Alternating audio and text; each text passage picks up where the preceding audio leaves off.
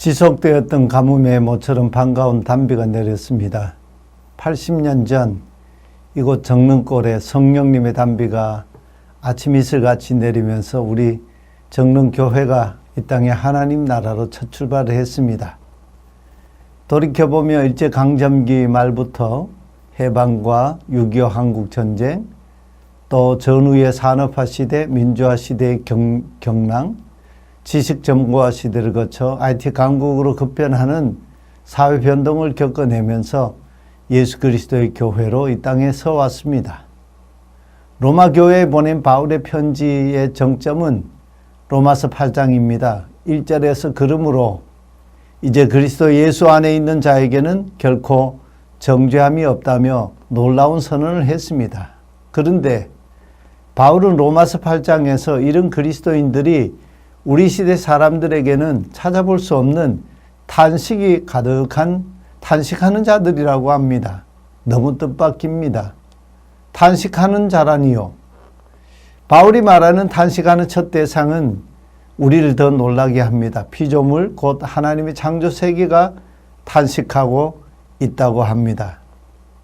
오늘 우리는 지구온난화 문제, CO2 문제로 창조 세계 위기에 직면하고 있죠.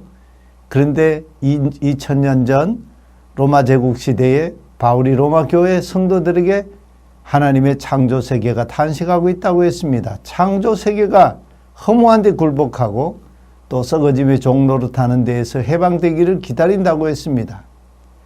탄식하는 창조 세계는 하나님의 아들들이 나타나는 때 곧 하나님의 아들들이 영광의 자유에 이르는 때를 기다리고 있다고 합니다.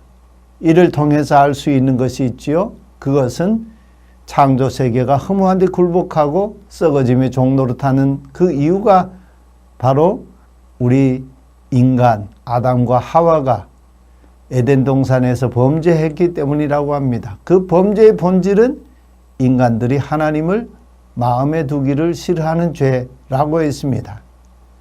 또 탄식하는 자들이 있습니다. 그들이 누굴까요? 예수 그리스도 안에서 정죄받지 않는 자들 곧 성령님의 처음 익은 열매를 받은 그리스도인들입니다. 쉽게 표현하면 예수 신앙인으로 살아가는 그리스도인들 말이죠. 그리스도인들이 탄식하며 살아갈 수밖에 없는 이유가 무엇일까요? 그리스도인들은 곧 예수 신앙인들은 누구나 성령님의 처음 열매를 받은 자들입니다. 그렇지만 우리도 여전히 육체를 가지고 육체 가운데서 살아가는 연약한 자들이기 때문입니다. 육체를 가지고 사는 우리는 그리스도인이지만 여전히 죽음이라는 한계를 가지고 살고 있지요. 정신적으로, 육체적으로 또 온갖 삶의 연약함을 겪으면서 살고 있습니다. 우리는 성령님에 의해 하나님의 자녀된 보증을 가지고 있는 자들입니다. 하나님을 아빠, 아버지라고 부르는 자입니다. 하나님의 상속자입니다. 예수님과 하나님 나라를 공동 상속하는 자입니다. 그런 우리들이지만 연약하기 때문에 우리는 탄식합니다. 마땅히 빌 바를 알지 못해서 탄식합니다. 기도해야 할 때 기도하지 못하는 것 얼마나 큰 고통입니까? 그럴 때 우리 영은 한없이 탄식하지요. 그러나 창조세계보다 예수 신앙인 우리보다 더 고통스럽게 탄식하는 분이 계십니다. 바로 성령님이십니다.